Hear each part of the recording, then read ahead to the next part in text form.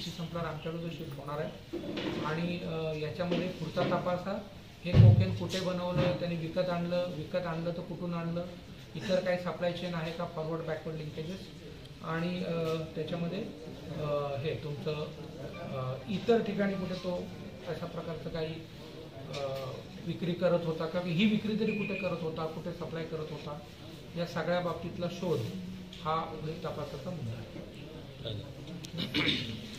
कराड म्हणजे उपविभागीय पोलीस अधिकारी कराड विभागांतर्गत कराड व तळभीड पोलीस ठाणे यांच्या संयुक्त कारवाईत आम्हाला अंमली पदार्थ कोकेन जप्त झालेला आहे. जनरली कोकेन बाहेरून येतो, तो ऑर्गॅनिक आहे, म्हणजे तो तासवडे ऐकू येते ना सगळ्यांना.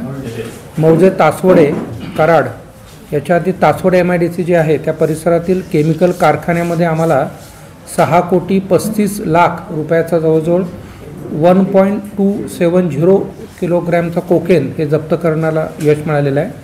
याच्यामध्ये बेसिकली नार्कोटिक्स विरुद्ध एक प्रभावी कारवाई अख्ख्या महाराष्ट्रातच 1 मे ते 31 मे अशी सर्व जिल्ह्यांना सांगितली होती. मी आधी रेल्वेला होतो, रेल्वेला मी काही प्रमाणात गांजा करण्याचा प्रयत्न केला होता. तर या अनुषंगाने ही जी कारवाई आहे त्याच्यामध्ये SDPO कराड श्री ठाकूर आणि त्यांच्या आधिपत्याखालील कर्मचारी अधिकारी यांनाही ते माहीत होतं आणि त्याच्यामध्ये मग आम्हाला सहाय्यक पोलीस निरीक्षक श्री भोसले यांना एक खबर मिळाली. त्याच्यामध्ये तासवाडे MIDC मधील सूर्यप्रभा फॉर्माकम ही कंपनी आहे, ज्याच्यामध्ये बेसिकली ते त्याला म्हणतात plant regulator, PG plant growth regulator असं केमिकल करायचा तो कारखाना होता. तेही त्याची परवानगी इलिगल होती, त्याला काहीतरी मेकॅनिकल ह्याची परवानगी होती, त्याच्याखाली तो ते करायचा. आणि त्याच्यामध्ये मग त्या अल्प्राझोलम करता तो जो मूळ मालक आहे तो तेलंगणाच्या कोथडीत आहे, तो पकडला गेला तिकडे. आणि त्या अनुषंगाने आम्हालाही माहिती मिळाली की हे जे कारखाना आहे हा त्याचा एक कारखाना इथे आहे.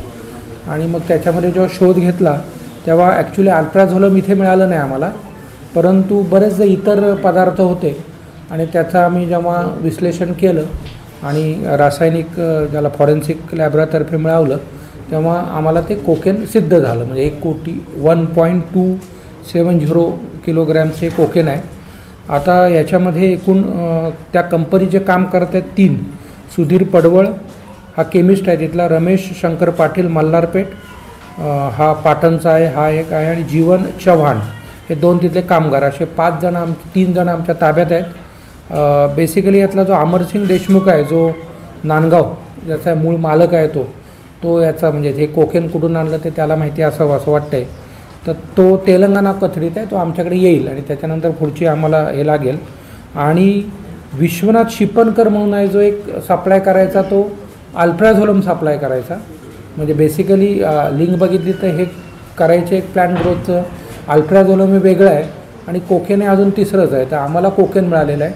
हा शिपणकर आहे, हा अल्प्राझोलम बेसिकली केमिस्ट म्हणून काही रॉ मटेरियल ते प्रोव्हाइड करायचा, पण तो ऑलरेडी पळून गेलेला आहे. कारण या तेलंगणाच्या गुन्ह्यात त्याचं नाव आल्यामुळे तो ऑलरेडी पळून गेलेला आहे.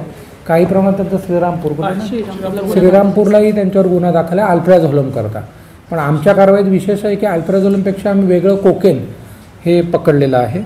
आणि ही सर्व कारवाईमध्ये बरेच म्हणजे अपर पोलीस अधीक्षक doctor Vaishali Kadukar madam, SDPO Amol Thakur आणि सपोनी किरण भोसले हे सर्व आहेत. किरण भोसले आता तपास करतात, बरोबर. आज आम्ही त्यांना अटक केलं आहे, उद्या प्रोड्यूस करू आणि आम्हाला PC मिळेल. त्याच्यामध्ये काही गोष्टी निर्माण होतील. आणि मूळ आयडिया अशी आहे की कोकेन म्हणजे अल्प्राझोलम सोडता कोकेन हे कुठून आणलं, कुठून मिळवलं, काय इंटरनॅशनल कोकेन हे बाहेरून तयार होतं, आपल्याकडे तयार होत नाही.